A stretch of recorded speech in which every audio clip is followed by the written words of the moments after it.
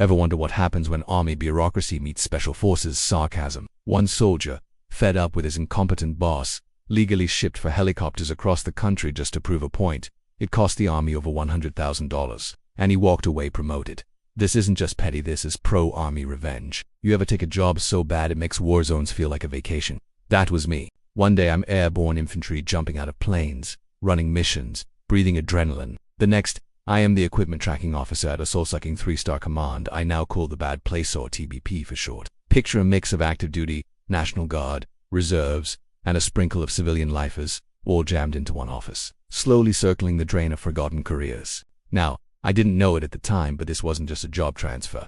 This was punishment in disguise. TBP had just moved locations, thanks to a base realignment and closure decision. The old crew didn't come with it. No one trained me, just an inbox full of cryptic emails and a civilian boss named Mike who was about as useful as a screen door on a submarine. Imagine walking into your first day and being told you're responsible for sourcing pre-deployment equipment for entire National Guard and Reserve units. Sounds important, right? Except I had no idea how to do it, and neither did Mike. But that didn't stop him from riding my ass like he was auditioning for the Kentucky Derby. Mike was the kind of guy who could spot a typo from across the room but couldn't spot his own incompetence if it punched him in the throat. He had no military background, no leadership skills, and the emotional range of a toaster. All he knew was what the final product should look like and none of the steps it took to get there. So here I am, 10 years into a combat-heavy military career, now chained to a desk, getting barked at over spreadsheets by a civilian who once called a rucksack a backpack thingy. For the first 3 months, I worked from 0500 to 2300 just trying to figure out what my job even was. My military instinct said adapt and overcome. Mike's instructions said just make it happen. No guidance, no support, just pressure. But here's the twist. See, I wasn't alone in my Mike misery. Emails trickled in from the old Cruther ones who'd left TBP before the move, and every single one of them had the same message. Mike is the worst boss we've ever had. That was my first red flag, but not my last. The man didn't understand logistics, couldn't grasp the limits of military inventory, and acted like screaming louder would magically make Rhino buses appear from thin air. You'll hear more about that madness later. For now, just know this. I was one man doing a 4-man job, in a system held together by duct tape and sarcasm. I started creating my own SOPs, building automated matrices, and catching errors and requests that the actual validators were missing. And Mike, he was too busy micromanaging my tone and emails to notice I was holding the entire operation together with coffee and stubbornness. TBP was the kind of place that eats good soldiers alive. But me, I had a different plan. I didn't just want to survive it. I wanted to turn it into the best revenge story the army never saw coming. If incompetence was a sport, Mike would have been an Olympic gold medalist. I've had bad leaders before. I've been yelled at by sergeants, smoked by officers, and once got chewed out mid-firefight because my sleeves weren't rolled evenly. But Mike was a different beast. He didn't scream or throw tantrums. He just made everything worse quietly, consistently, and with the blind confidence of someone who didn't realize he was the problem. Mike wasn't a soldier. He was a Department of the Army civilian, which means he had job security thicker than a Humvee S armor and the work ethic of a folding chair. This man could turn a minor equipment request into a full-blown logistical nightmare just by being involved. His greatest hits included asking if we could just ship a tank overnight, demanding I fulfill equipment orders that violated policy, and once confusing NVG. I wish I was kidding, but it wasn't just the stupidity, it was the Mike operated with the certainty of someone who'd never been told no, and if you tried to explain something to him like, say, the fact that helicopters don't fit in flat-rate boxes, he'd look at you like you were the idiot. The first real showdown came when a unit requested Rhino buses for training. Not exactly something you can pull off the shelf, right? I did my job, assessed the request, identified it as impossible, and offered alternative solutions. Basic stuff. But Mike didn't want explanations. Mike wanted miracles. He called me into his office like I was a disobedient teenager who snuck out past curfew. Did you tell a unit they couldn't have equipment? He barked, eyes wide with manufactured outrage. Yes, sir, because there are only 5 Rhino buses on Earth. 3 are in Iraq, 2 are in Afghanistan. We can't just teleport them here for training. His response, well, you need to figure out how to get them. I blinked. Was this man serious? Spoiler, he was. Mike didn't care about facts. He cared about optics. He didn't want to be the guy who said no even if no was the only sane answer. That S, when he laid down the gospel of stupidity. It's not your job to validate equipment. It's your job to source it. And that, dear viewer, was the moment the revenge plot wrote itself. I realized something important that day. Mike wanted mindless obedience. Fine, he didn't want me to question bad requests. You got it. From that moment on, I would follow his orders to the letter even if it meant lighting his career on fire. Let me be clear, I wasn't trying to be malicious. I wasn't out to destroy anyone. But when you're given a flaming dumpster and told to gift trap it, eventually you stop putting out the fire and start roasting marshmallows. Behind the scenes, I was building a network.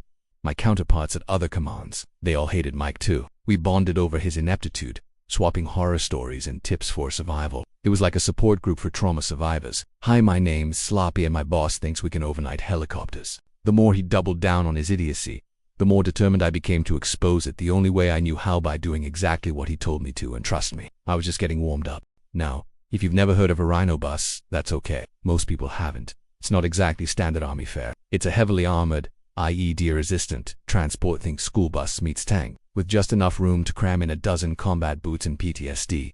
So when a unit submitted a request for 3 of them for pre-deployment training, I knew something was off. These things aren't parked in a backlot waiting for a joyride. They're rare, expensive, and in active combat zones for a reason. As the equipment tracking officer, my job was clear raw, so I thought, validate the request, assess availability, and deliver what we could.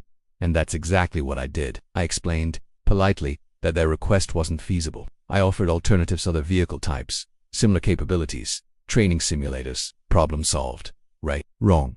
Within 48 hours, I got a call from a captain, then a lieutenant colonel, then a full-bird colonel. Each one more irate than the last. Each one completely unwilling to accept reality. And just when I thought the clown car was full, ring, Sloppy, the bad place. G4 equipment tracking officer. This is rank Sloppy speaking. How may I help you, sir or ma'am? Caller, this is Major General Richard Cranium from the California National Guard. That's right, a 2-star general. Calling me over 3 buses. I froze for half a second. This was not normal. General officers don't call logistics grunts unless something's on fire or they think something is. MG Cranium, I'm calling to ask why UV refused to fulfill our equipment request. Isn't it your policy to provide 2/3? He wasn't asking, he was demanding. Voice tight, tone lethal. 2 options hit my brain like a flash. Option 1, be polite, defer, try to re-explain the unavailability of Rhino buses for the 4th time. Option 2, go full regiment, lean into the absurdity and tell the truth exactly how I saw it. The lever in my brain flipped, slot machine spinning, clunk. Regiment Sloppy, reporting for duty. Sir, I said evenly, as I've explained to every officer below you, there are only 5 Rhino buses in existence. 3 are currently in Iraq, 2 are in Afghanistan. They are, quite literally, at war. Do you want me to submit a request to FORSCOM to redeploy combat vehicles for training use? Silence, dead air. Then Major General Cranium, voice suddenly much calmer. Well, that won't be necessary. You sure, sir? I asked, feigning helpfulness, because I can put that in right now. No, he said quickly. Did you explain this to the other commanders? Every single one, sir. Disregard. I have some phone calls to make. Click. And just like that, the storm cloud disappeared. I leaned back in my chair, satisfied. Finally, the voice of reason had pierced the fog, or so I thought. Turns out, the general took his sweet time making those calls, and before they reached the bottom of the chain, the colonel decided to escalate again. But not up this time.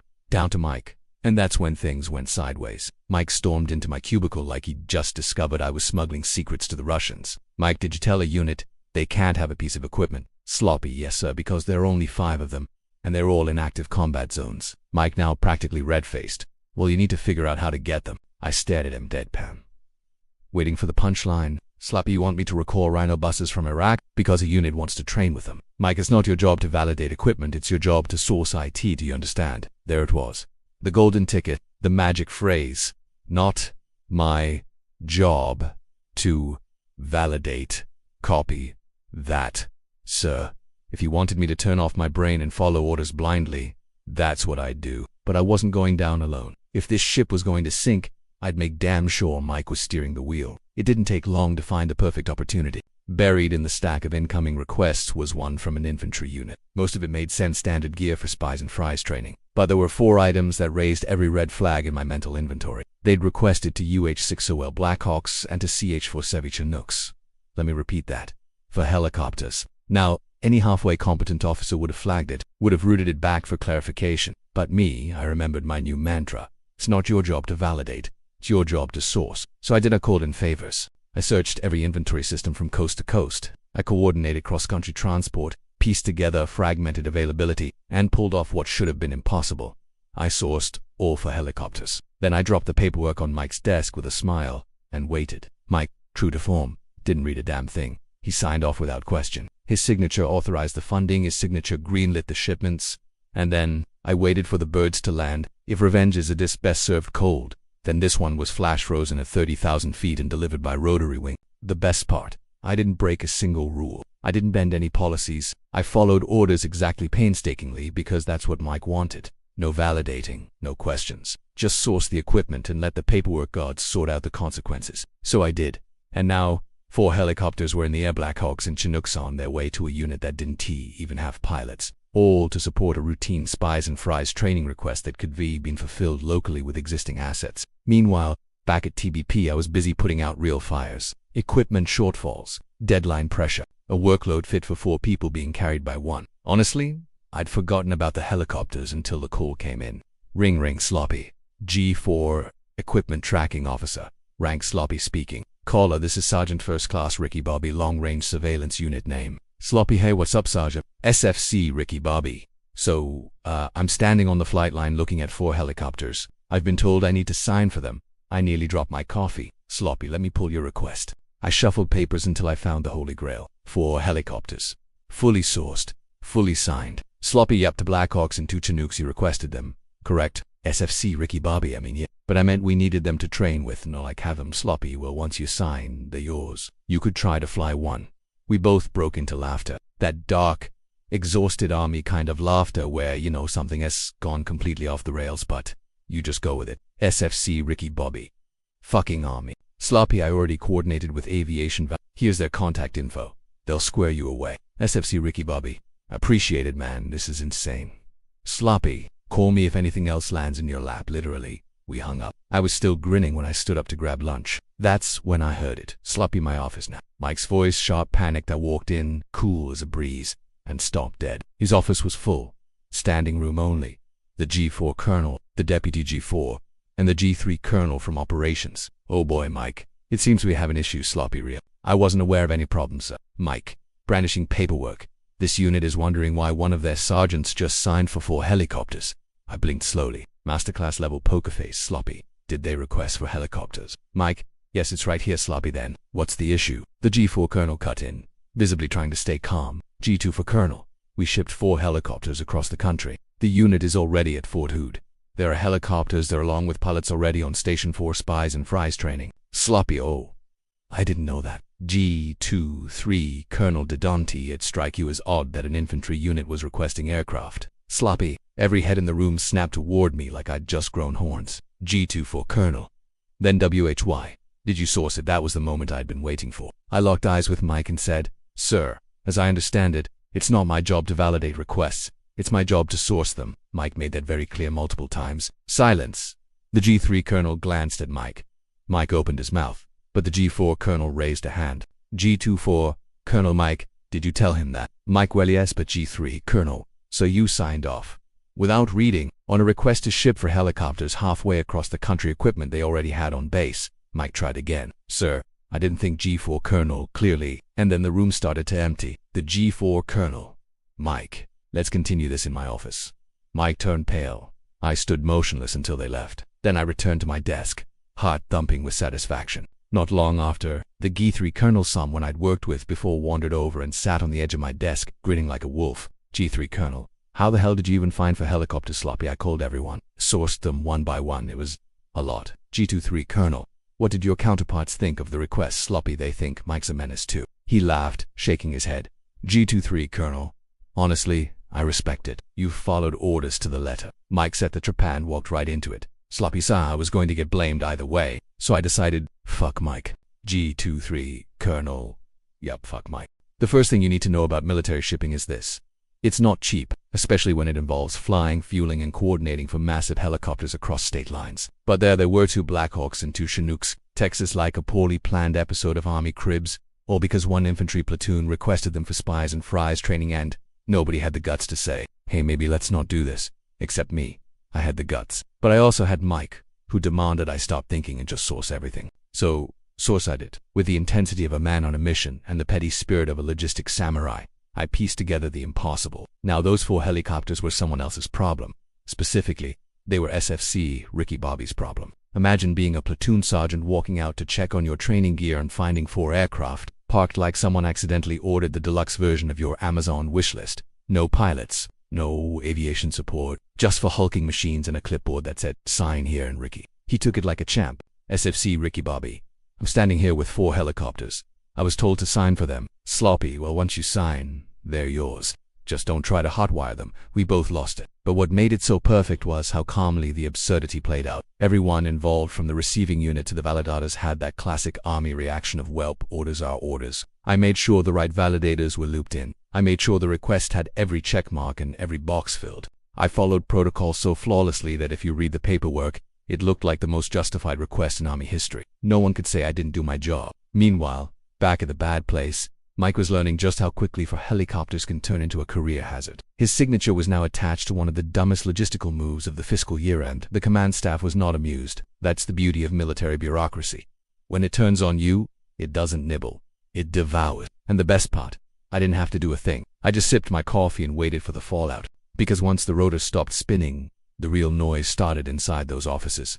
Colonels had meetings. Civilians were questioned. People who had never heard of rank sloppy were suddenly asking how one NCO managed to reroute aviation assets better than some commands. And me, I was still doing my job.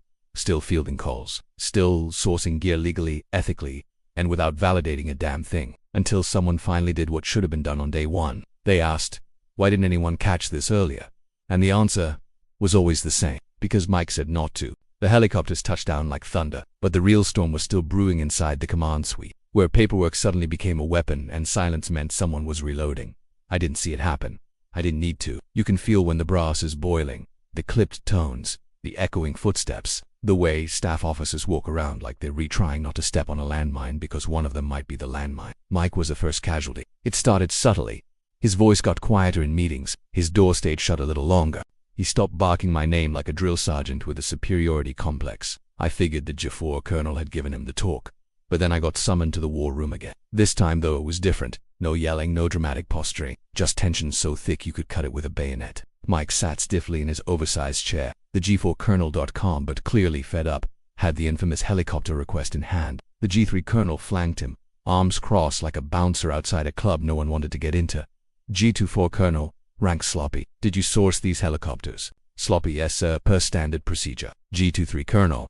And did it not strike you as unusual, sloppy? It did, but I was instructed not to validate requests, only to source them. Mike reinforced that during multiple conversations. Mike flinched. G2 for colonel. So when you saw this clearly excessive request, you sourced it, knowing full well it was a mistake. Sloppy, I wouldn't say I knew it was a mistake, sir. I knew it was unusual. But I also knew that if I flagged it, I'd be reprimanded again for overstepping. Mike tried to interject, but the G4 colonel raised a hand. G2 for colonel. Mike, is that accurate? Mike Welly told him not to get bogged down in validations. But this is a 4-aircraft deployment. No one expected this. Sloppy, sir, I can pull the emails. The instructions were clear. No validation. Just sourcing. That's what I did. Boom. There it was. Paper trail warfare wasn't just clean eye, it was bulletproof. And Mike knew it. He sank lower in his chair. The G3 colonel shook his head like a disappointed coach. The G4 looked at me with that military blend of respect and frustration. Like he couldn't believe it took a petty act of compliance to show him how broken things really were. Then came the fallout. Turns out, the helicopter fiasco wasn't the only screw-up on Mike's record. My little stunt triggered an audit. And when leadership started digging, they found more skeletons than a Halloween warehouse. Duplicate orders, misallocated funds, delayed shipments, and a management style that could charitably be described as actively harmful. Mike had been hiding behind bureaucracy for years. Now the paperwork was finally fighting back. I didn't get a medal, I didn't get a parade, but I did get a private desk-side meeting with the G4 colonel. He asked me one simple question. G4 colonel, Sloppy, do you want out of this section? I didn't hesitate. Sloppy, yes sir. Please, he nodded. G2 for colonel, I'll make it happen. And he did. Within a week I was reassigned. Still at TBP, but in a role more suited to an infantryman or a glorified quartermaster. It wasn't glamorous, but it was better. And more importantly, it gave me breathing room to prep for the real goal. Assessment and selection. Mikey didn't get fired because firing a DAC is harder than passing Ranger School blindfolded, but he did get neutered, stripped of decision-making, removed from oversight, shoved into a corner where he couldn't do damage. The man who once barked orders now quietly submitted reports no one read. And me, I went back to doing what I do best. Mission-focused, hard-hitting, no BS work. But this time, with a grin, because I knew every single time someone looked at those helicopter records, they'd see his name. They'd see his signature, and they'd remember that one time a guy named Sloppy followed every rule, and still made the Army pay for its own incompetence. or without breaking a sweat. Karma doesn't always show up with flashing lights or thunderous applause. Sometimes, it's quiet, subtle, the kind of reckoning that creeps in like a shadow and settles in for the long haul. That's what happened to Mike. No demotion, no dramatic firing, just the slow, grinding weight of accountability finally catching up with him. He didn't walk out of TBP in disgrace, he stayed. But he stayed as a ghost of his former self. The man who once ran the equipment section with unchecked arrogance, now reduced to paperwork purgatory. He lost the authority to sign off on anything over a stapler. His inbox got suspiciously light. People stopped answering his calls with urgency or at all. His name became a punchline whispered behind closed doors. The G4 colonel made it clear Mike was no longer in charge of anything important. Every major decision now ran through layers of oversight, and none of it passed through his hands without scrutiny. I didn't gloat. I didn't need to. His humiliation played out one slow day at a time. Watching him sit at his desk, head down, desperately trying to look busy, it was more satisfying than any heated argument or courtroom verdict. But what really sealed it, the ripple effect. Because my little helicopter stunt didn't just expose Mike as incompetence, it gave everyone else a reason to speak up. The folks who'd quietly suffered under his leadership for years suddenly had ammo. They came forward with stories, emails, receipts. The audit turned into a witch hunt with actual witches. Turns out I was just the match. The fuel had been there all along. And as for me, I walked away clean, reassigned, respected, with a quiet nod from leadership and a verbal promise that better things were ahead. And I made it to assessment and selection with a chip on my shoulder and a fire in my gut, knowing that, at least once, I beat the system without breaking the rules. That's the thing about revenge. When it's done right, it doesn't need to be loud, it just needs to be true. Some people leave a legacy. Mike left a cautionary tale. When I look back on my time at the bad place, it's not the chaos or the long hours. I remember most it's the clarity. The realization that sometimes the best way to fight back isn't with fists or fury, but with flawless compliance and a deadpan face. I didn't bend the rules. I didn't sabotage anything. I simply followed instructions exactly as they were given. No interpretations, no deviations, just the cold, mechanical execution of one absurd order after another. And that's what made it powerful. Because in the army, as in life, sometimes the most dangerous soldier isn't the one kicking down doors. It's the one who knows how the system works and what happens when you stop protecting people from their own stupidity. Mike wanted obedience. He got it. He wanted someone who didn't ask questions. Delivered. And in the end, all he did was sign his own downfall 4 times over on a form that would become legend. Sure, I moved on. New assignment, new challenges, eventually greener pastures, but the lessons from TBP stayed with me. About leadership, about accountability, about how sometimes the most satisfying revenge doesn't come from retaliation but from letting the system work against itself. Because now, every time someone at that command looks back at the helicopter incident, they don't see a rebellious NCO, they see Mike. And for perfectly sourced, perfectly useless helicopters, if this tale of tactical payback gave you life, hit that like button and drop a comment with your favorite moment. 867-5309, anyone. Subscribe for more military mischief and revenge stories with Bytes. Because in this squad, we don't get mad, we get mission accomplished.